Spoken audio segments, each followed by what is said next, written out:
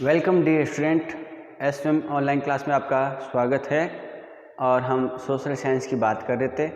पिछले वीडियो में हमने ये पढ़ा कि किस प्रकार जो ऋग्वेद हैं उसमें उस समय की मानव सभ्यता के बारे में जानकारी मिलती है।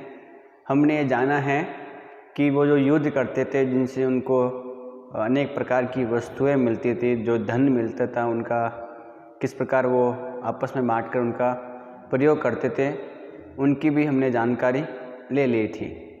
हमने ये पढ़ा था कि दरअसल उस समय जो प्रार्थना करने वाले लोग थे वो अपने आप को आर्य कहते थे, और उनके जो विरोधी लोग हैं उनको वो दस्युओं या दास कहते थे। और उन्हीं दास से फिर स्त्रीलिंग शब्द दासी बना, और दास फिर बाद में उन्हीं लोगों को गुलाम कहा जाने लगा।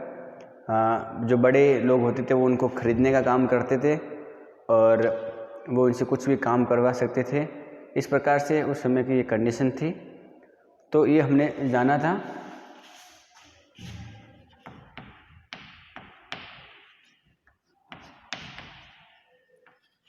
सोशल स्टडी की बात कर रहे हैं। पार्ट 4 की क्या बताती हैं हमें किताबें और कब्र, उनकी बात कर रहे थे।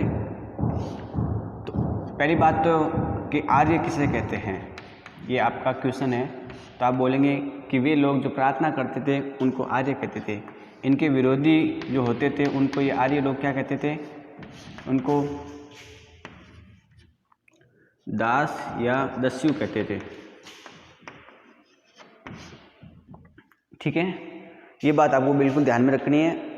दरअसल ये जो दास लोग हैं, दस्यु, ये यज्ञ नहीं करते थे, ये ध्यान रखना है आपको। और दरअसल इनको इसलिए कहा जाता होगा क्योंकि इनकी भाषा शायद दूसरी होगी, और स्त्रीलिंग शब्द है वो दासी, और जो पुरुष होते थे अब वो दास। ठीक है, फिर इसका धीरे धीरे मतलब क्या निकलने लग गया, गुलाम। तो जो दास हैं वो या दस्यु हैं वो यज्ञ नहीं करते थे, या वे यज्ञ नहीं करते थे, मतलब हवन नहीं करते थे।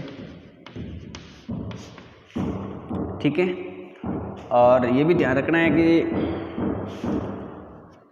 कि इनकी जो भाषाएं हैं वो अलग थी, इनकी जो भाषाएं हैं वो अलग थी, भिन्न थी। और इसी दस्यु शब्द से फिर बाद में इस जो पुरुष हैं उनके लिए दास शब्द, और स्त्री के लिए क्या शब्द यूज होने लग गया, दासी। और बाद में इन्हीं को क्या बोलने लग गया, इन्हीं को फिर गुलाम कहते थे। क्या बोलते थे, गुलाम। ठीक है, तो ये बात आपको बिल्कुल ध्यान में रखनी है कि दास या गुलाम का मतलब क्या होता है, ये सब कहाँ से निकला है, और ये मालिक के नीचे करने वाले हैं। इनके जो पूरे संरक्षण है वो मालिक होते थे। तो खैर इनकी बात आती है। तो ये तो उस समय का दौर है जिस समय हमारे यहाँ पर ऋग्वेद की रचनाएं हो रही थी। उसी युग में अन्य जगह पर क्या हो रहा था उसकी भी बात करेंगे। तो अब अपना जो टॉपिक है खामोशी पहेरी और कहानी महापाषाणों की। ठीक है, तो इसको लिख सकते हो आप।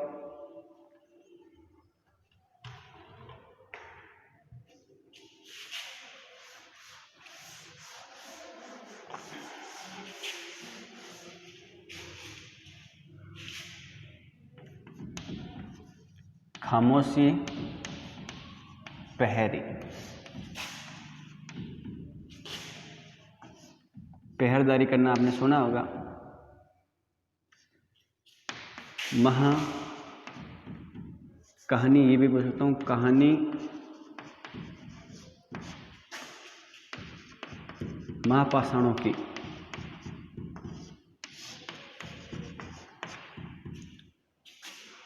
महा का मतलब होता है बड़ा, और पाषाण का मतलब क्या होता है, पत्थर। ठीक है, खामोशी यानी शांत, और पहरी यानी किसी स्थान पर देखभाल करना, पहर करना, ध्यान रखना। ठीक है,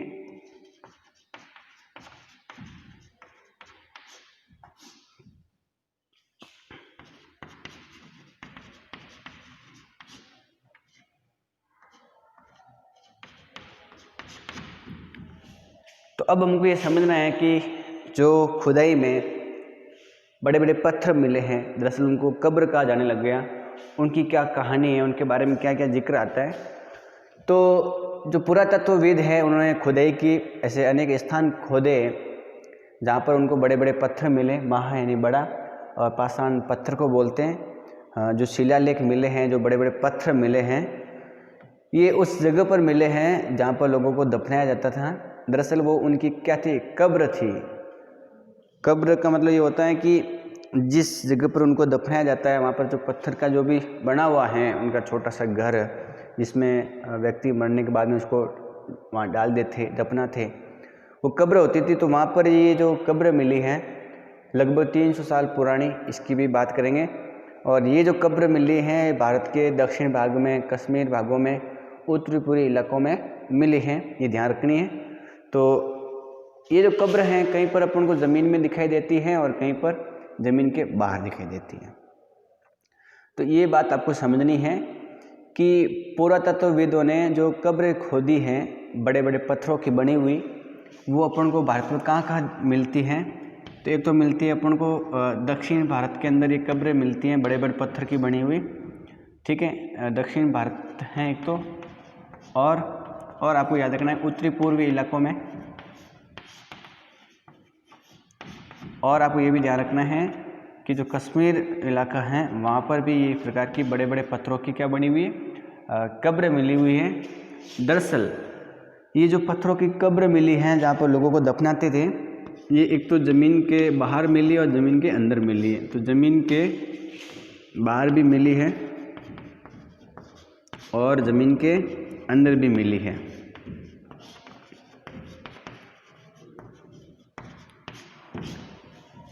ये बात आपको बिल्कुल ध्यान में रखना है कि पुराने समय में लोगों को दफनाने के लिए कब्र बनाई जाती थी।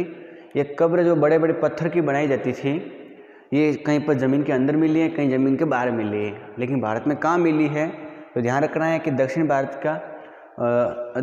के अंदर, उत्तरी पूर्वी इलाकों के अंदर भी मिली है और साथ साथ में कश्मीर के अंदर भी इस प्रकार की हमको बड़े पत्थरों की क्या मिली है, ये हमको मिली है, क्या कब्र मिली है। ये ध्यान रखना है आपको, ये बात आपको याद रखनी है।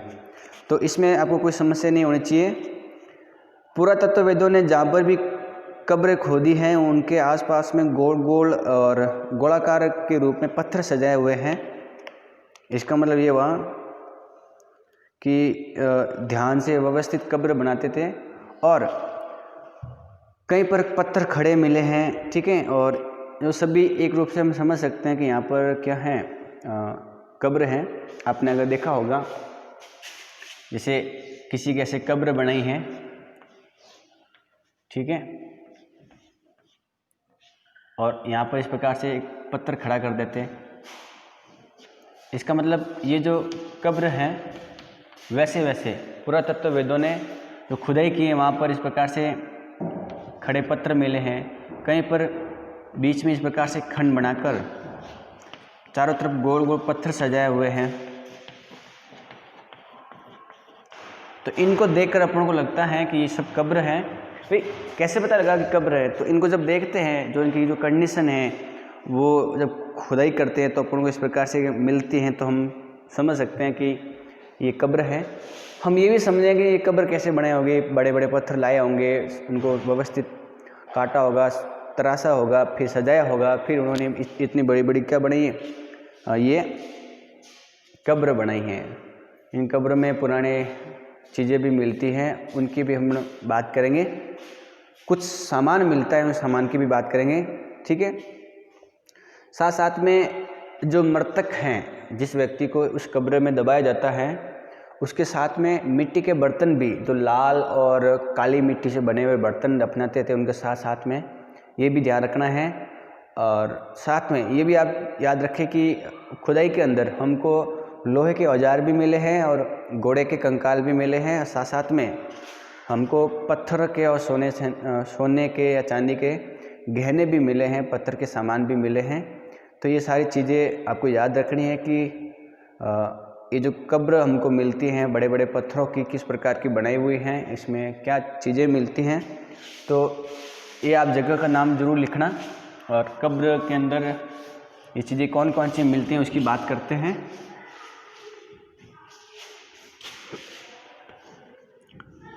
तो पहली बात है कि जो मृतक है, जो व्यक्ति मर गया है, उसके साथ में जो सामान डालते थे, उन सामान के अंतर्गत जो बर्तन हैं वो सबसे पहले, और बर्तन भी हैं वो मिट्टी के बने हुए, तो काली व लाल मिट्टी के बने बर्तन उनके साथ में मिले हैं। जो हमने कब्र की खुदाई की है, उस खुदाई के अंदर जो हमको बर्तन मिले वो काली व लाल मिट्टी के बने हुए। इसके अलावा पहली बात आपको ये याद रखनी है, 2 नंबर ये याद रखना है कि जो खुदाई में मृतक के साथ में घोड़ों के या घोड़े के कंकाल मिले हैं, शरीर घोड़े का कंकाल मिला है, ठीक है। और आपको ये भी रखना है कि लोहे के औजार भी मिले हैं साथ में, लोहे के औजार मतलब हथियार, ठीक है। और ध्यान रखना है आपको ये भी कि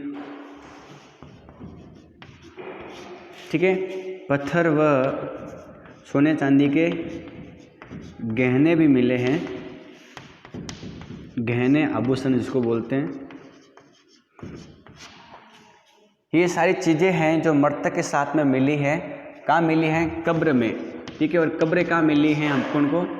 तो अपने बात की है कि दक्षिण भारत के अंदर, उत्तरी पूर्वी इलाकों में और कश्मीरी इलाकों के अंदर, ठीक है।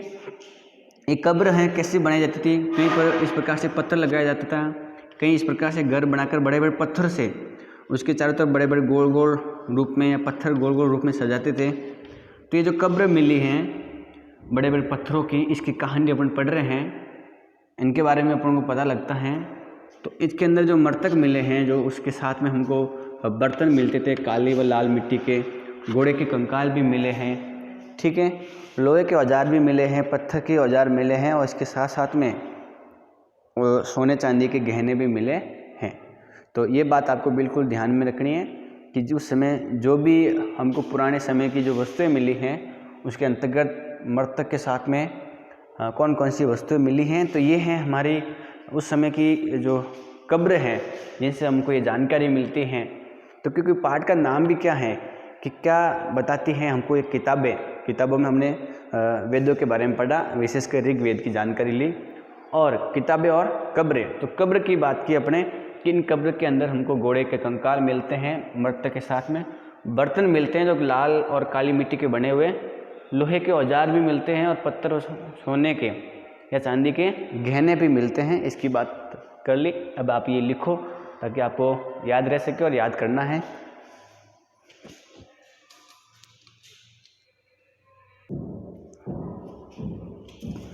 ठीक है, 1 मिनट का टाइम है, फिर लिखो, फिर आगे बढ़ते हैं।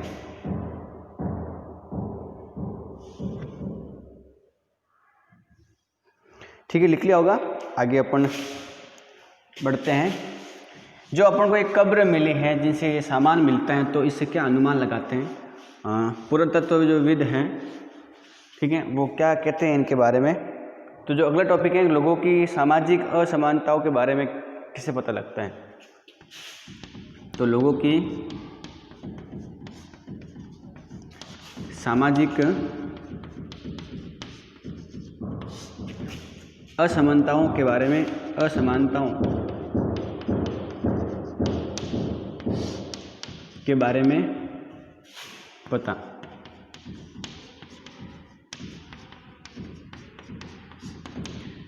इन कब्रों को देखकर हम क्या अनुमान लगाते हैं इसकी भी बात करेंगे।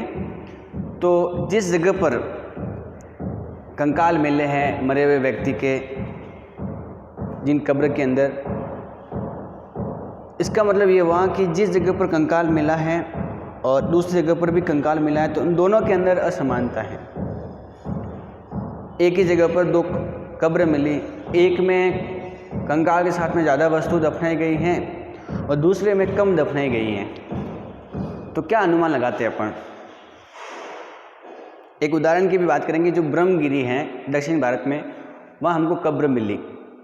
उस कब्र के अंदर हमने देखा कि एक कब्र के अंदर मिट्टी के थोड़े बहुत बर्तन हैं और दूसरे कब्र में 33 सोने के मनके और शंख दफनाए गए हैं। इसका मतलब क्या निकलता है? इसका मतलब ये निकलता है कि उस समय अमीर और गरीब लोग दो अलग वर्ग के लोग रहते थे।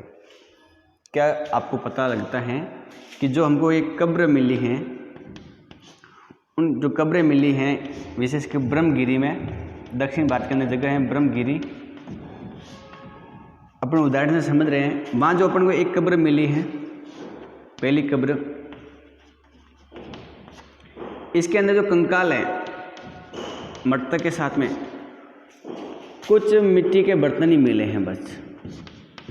क्या मिले हैं? कुछ मिट्टी के बर्तन बस, ज़्यादा सामान नहीं मिला है। और उसी जगह पर पास में एक और कब्र मिली है, उसमें कंकाल के साथ में हमको सोने के बने हुए 33 मनके व शंख मिलते हैं। इसका मतलब हुआ कि एक कंकाल के साथ में अलग अलग चीज़ें मिलती हैं, और इतनी ज़्यादा और इतनी कम।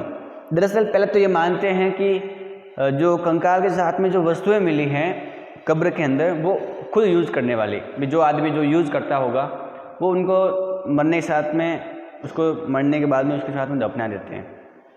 जैसे मान लो कोई आदमी उस समय सोने के गहने पहनता था, तो मरने के बाद में उसके सोने के गहने उसके कब्र के साथ में दफना लेते थे।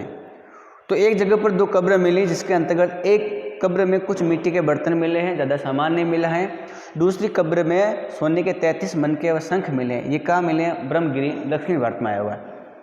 तो इन दोनों को देखकर अपन क्या अनुमान लगा सकते हैं? तो पुरातत्वविद ये अनुमान लगाते हैं कि उस समय की जो सामाजिक जो रीति रिवाज है, जो लोगों का है रहन सहन, उसमें एक तो गरीब के बारे में पता लगता है कि भी गरीब वर्ग था, एक अमीर वर्ग था।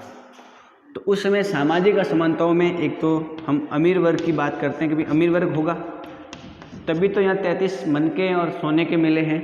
और उस समय गरीब वर्ग भी था, गरीब लोग भी थे, तभी तो उनके साथ में कोई खास सामग्री नहीं मिली है। तो अपन को जानकारी मिल गई। कितनी बड़ी बात है कि इतने साल पहले क्या पता अमीर और गरीब लोग है कि नहीं है। जैसे आज अमीर और गरीब लोग हैं, क्या हज़ारों साल लाखों साल पहले थे?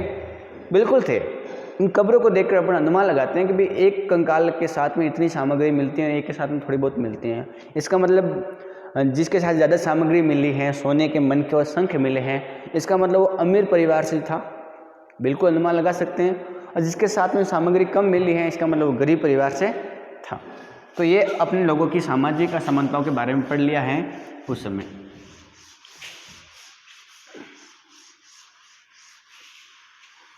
अगला जो टॉपिक है कि क्या कुछ कब्र गायें खास परिवारों के लिए थी। कुछ ऐसी कब्र गायें, ऐसी जगह जहाँ पर कब्र होती थी जिसमें गाड़ा जाता था, वो कब्र गायें वो खास लोगों के लिए होती थी। क्या पता लगाते हैं अपन? खास परिवारों के लिए।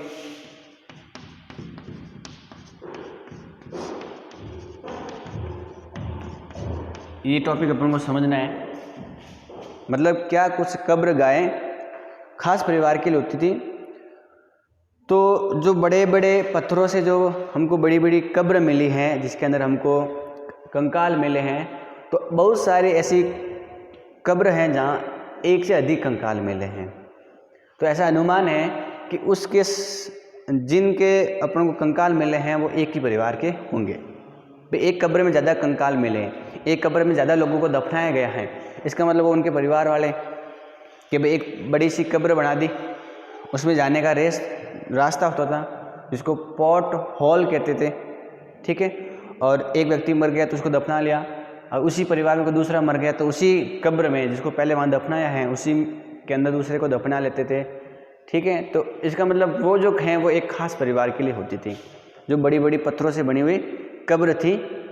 इसका मतलब एक ही जगह पर एक ही परिवार वालों को अलग अलग समय में दफनाया जाता था।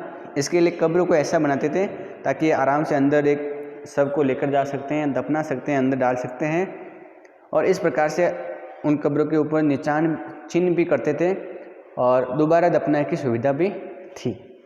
तो मैंने कहा है कि कुछ खास कब्र गाय, मतलब ऐसी कब्र थी जो खास परिवारों के लिए थी। उसके लिए क्या होता था कि जैसे मान लो एक बड़ी कब्र बना ली इस प्रकार से, ठीक है, और इसके यहाँ पे इस प्रकार का हॉल रखते थे, इसको पोर्ट हॉल कहते थे, और ऐसे पत्थर जमा लिए, मान लो कब्र बना दी।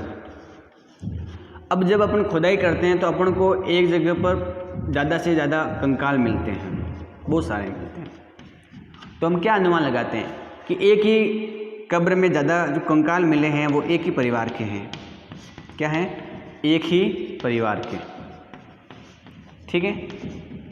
मतलब ये वहाँ की उन्होंने एक कब्र बनाई कि भाई ये जो कब्र इस परिवार के लिए, ये कब्र इस परिवार वालों के लिए। अगर इस जैसे मान लो एक कब्र एक परिवार के लिए बनाई, अब उस परिवार में अगर कोई भी व्यक्ति मरता है तो वो उसको इस कब्र में दफनाते थे। अब जैसे यहाँ पर एक व्यक्ति को दफना लिया, कोई पहले मर गया, फिर इस यहाँ पर एक प्रकार से बाहर आने के लिए ये ज़मीन में होती थी, तो यहाँ से ऊपर इस प्रकार से हॉल रखते थे और यहाँ से अंदर आकर एक को डाल दिया अंदर। फिर जब कभी भी उसी परिवार में अगर दूसरा व्यक्ति मरता है तो उसी को यहाँ पर अंदर डालने के लिए जगह होती थी। तो इस प्रकार की व्यवस्था थी कि अलग अलग परिवार वालों के लिए अलग अलग कब्र गाय थी, कब्र खाने थे, उनकी अपने बात कर ली। तो मेरे हिसाब से ये बात भी आपको समझ में आ गई होगी, ठीक है। तो इसमें कोई समस्या आपको नहीं होगी, हमने पूरी बात समझ ली है। और आगे आपको ध्यान रखना है कि एक और जगह है जिसको इनाम गांव कहते हैं, महाराष्ट्र के आसपास में, उसकी बात करते हैं, इनाम गांव की।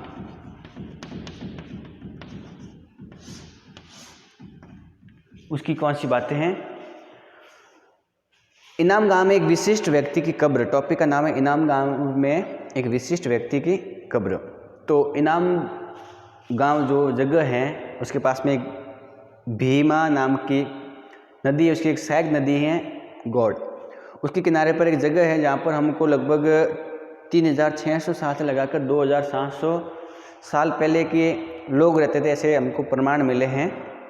और वहाँ पर हमको जो कब्र मिलती है उसमें युवा वयस्क व्यक्ति को सीधा लेटाकर दफनाया गया है। उसका सिर उत्तर दिशा में रखा गया है, ये ध्यान रखना है आपको।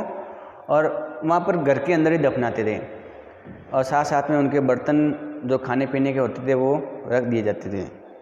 तो जो इनाम गांव के अंदर जो भीमा नदी है, उसकी जो सहायक नदी है गौड़, उसके पास में एक जगह मिली है और उसके पास में लोगों के रहने के निवास स्थान मिले हैं, लोगों के प्रमाण मिले हैं। वहाँ पर एक व्यक्ति को जो वयस्क था उसको सीधा लेटाया गया है, ठीक है, और उसका जो सिर है वो उत्तर दिशा में रखा गया है और उसको घर में ही दफनाया गया है। इस प्रकार के प्रमाण मिले हैं। उसके साथ में उसके खाने पीने के बर्तन भी दफनाए गए हैं। ये बात आपको ध्यान में रखनी है। तो इसमें कोई समस्या नहीं है कि किस प्रकार से उस समय व्यक्तियों को दफनाते थे। एक आदमी को एक ही कमरे में 5 कमरे वाले घर में दफनाया गया है, कहीं पर उसको मिट्टी के बनाए हुए बड़े संदूक में दफनाया गया है, ठीक है। और कहीं पर जहाँ दफनाया गया है, अपन बात कर रहे हैं इस जगह की, यहाँ पर अपन को एक बड़ा घर मिलता है जिसके 5 कमरे हैं, उस घर में दफनाया, संदूक में दफनाया गया। और ये घर है वो उस बस्ती का सबसे बड़ा घर है जहाँ पर ये दफनाया गया है, ठीक है। और साथ में उसी घर में अनाज का गोदाम भी है और सब के पैर मुड़े हुए थे। तो क्या याद रखना है आपको कि इनाम गांव जो जगह है वहाँ पर 5 कमरों वाला एक क्या है, बड़ा घर। उस बड़े घर में एक उस व्यक्ति को दफनाया गया। इसके अलावा एक मिट्टी के बड़ा 4 पैरों वाला एक संदूक है, उसमें भी दफनाया गया। और ये जो 5 कमरे वाला बड़ा घर है वो बस्ती के बीच में होता था, यहाँ उसको दफनाया गया। उसी के अंदर अनाज का एक गोदाम भी है, ठीक है। और सब के क्या है, पैर मुड़े हुए हैं, ठीक है। तो इस प्रकार के इनाम गांव के अंदर इस बात अपन को जानकारी मिलती है। तो इसी के साथ में आपका पार्ट भी पूरा हो जाता है। तो हमने इन वीडियो के अंदर छोटे पार्ट की बात की कि जिसके अंतर्गत किताबें हमको कौन सी जानकारी देती हैं, जिसमें हमने वेदों की बात की, और कब्र से भी हमको कौन सी जानकारी मिलती है उनकी भी हमने बात कर ली, ठीक है। तो इस वीडियो में इतना ही। अगले वीडियो में हमने नए पार्ट की शुरुआत करेंगे। आज के लिए इतना ही।